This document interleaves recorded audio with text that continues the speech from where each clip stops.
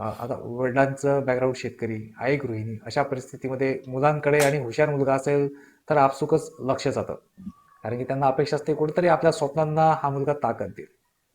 आता त्यांच्या बरोबर. स्वप्नांना ताकद देण्याची जबाबदारी जेव्हा आपल्यावर आली आहे, जेव्हा आपल्याला असं वाटायला लागतं, तेव्हा आपल्या मनात काय हालचाल निर्माण झाली किंवा आपली पहिली प्रतिक्रिया काय होती? खरं तर आई-वडिलांचं म्हणजे वडिलांचं चांगलं शिक्षण झालं. इव्हन आईचं पण चांगलं शिक्षण झालेलं आहे. अरे वा. तर त्याच्यामुळे त्यांना माहिती होतं, की शिक्षणाचं महत्त्व काय आहे. बरोबर. सो शिक्षणाचं महत्त्वाला धरून हं. त्यांनी जे प्रयत्न होतील, बरोबर. जे काही होईल ते त्यांच्या पद्धतीने खूप चांगल्या पद्धतीने केलं. बरोबर. म्हणजे विचार करावा, की 3 एकर शेती. बरोबर. हां, त्या 3 एकर शेतीला आम्ही वाहायचो. त्याच्यामधून जे येईल त्यांनी सगळं आणि अजून 2 भावंडं म्हणजे जवळपास 5 जणांचं आमचं कुटुंब. 5 जणांच्या कुटुंबाला ते अ, म्हणजे तेवढ्यामधून आपलं उदरनिर्वाह, जेवण वगैरे बाकीच्या गोष्टी. तर खरंच आहे. ते ते त्यांनी ज्या पद्धतीने सांभाळलंय, दॅट वॉज ग्रेट. बिलकुल, बिलकुल. म्हणजे जे एक असतं ना, की हां, माझी परिस्थिती अशी आहे, तशी आहे, त्याच्याही पेक्षा परिस्थितीला कशा पद्धतीने मॅनेज करायचं, बिलकुल. हे आई-वडिलांकडून आपण शिकलं, तर मला वाटतं ते कधीही बेस्ट असतं. आई-वडिलांकडून प्रत्येकाने बिलकुल. आई-वडिलांकडून शिकायला पाहिजे ते. शिकायला पाहिजे. कारण की कुठल्या परिस्थितीत सर्वोत्तम मार्ग कुठला हे आपल्याला आई-वडील शिकवत असतात ॲक्चुअली. बरोबर, कारण बरोबर. की त्यांना आपल्या मुलांकरता सर्वोत्तम द्यायचं असतं. परिस्थिती कशीही असो, आपल्या मुलाला आपल्यापैकी जे बेस्ट देता येईल, त्याच्या भविष्यासाठी जे चांगलं हं, होईल, तेच त्यांचा प्रयत्न असतो आणि याची जाण तुम्ही ठेवली म्हणून तुम्ही आज इतक्या मोठ्या पदावर पोहोचलेला आहात. बरोबर. बिलकुल, आणि त्यातही असं झालं नंतर, की म्हणजे दिवस तर एकसारखे नसतातच. बिलकुल, कधी बिलकुल, पीक चांगलं व्हायचं, कधी नाही व्हायचं. बिलकुल, बिलकुल. आणि त्याच्यामध्ये मग असं व्हायचं खूप वेळा, की अ, आता आई गृहिणी, वडील हे.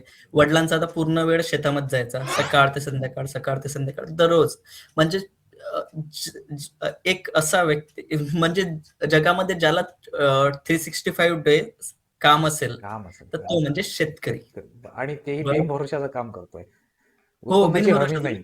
हां, काही सांगता नाही येत. कधी काही सांगता येत तुमचं नाही. पीक चांगलं येऊन पण कीड खाऊन जाऊ शकते. बिलकुल, बिलकुल. असं. तर त्याच्यामध्ये त्यांनी म्हणजे पैशांचा जो भार आहे तो त्यांच्यावर होता. त्यानंतर आई स्वतःचं शेत असून पण मग बाकीच्या शेतांमध्ये मजुरी करायला जायची. सो दॅट की कुठेतरी आहे ना आम्हाला नंतर म्हणजे आधी सुरुवातीला ठीक होतं. जिल्हा बरोबर, परिषद किंवा सेकंडरी एज्युकेशन पर्यंत ठीक होतं. बरोबर. पण जेव्हा पॉलिटेक्निकला जायचं होतं, तेव्हा मग पैशांची कमतरता. कारण एकतर बाहेरगावी राहणे, हो, मेस लावणे, जवळपास तेच. ₹3000 प्रत्येक महिन्याला खर्च राहायचा माझा. बिलकुल, बिलकुल. तर मग त्याच्यामुळे मग आई इथे जायची. तेवढं करताना मग काय थोडं छोट्या-मोठ्या ॲडजस्टमेंट वगैरे. तर त्याच्यामुळे असं वाटतंय आता, की ठीक आहे. त्यांनी जे केलंय त्यांच्या पद्धतीने खूप छान केलंय. बिलकुल, म्हणजे माझ्या मनात कधीच असं नाही राहत. मी हट्ट करायचो, की मला क्रिकेटसाठी जायचं आहे किंवा मला हेच पाहिजे. मला तेच मी हट्ट करायचो. पण आता असं वाटतं, की तेव्हा जर ते हट्ट त्यांनी ऐकले असते, तर कदाचित मी इथे नसतो. बिलकुल, बिलकुल.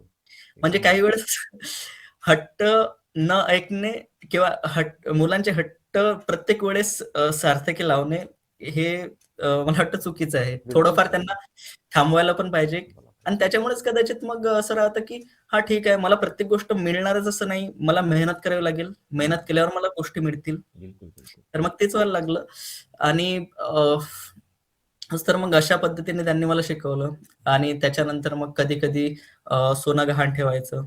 पैसे नसले की बिलकुल, बिलकुल. किंवा मग एखाद्या वेळेस इव्हन खूप वेळा आम्ही उधार पण मागितलेत. हं, हं.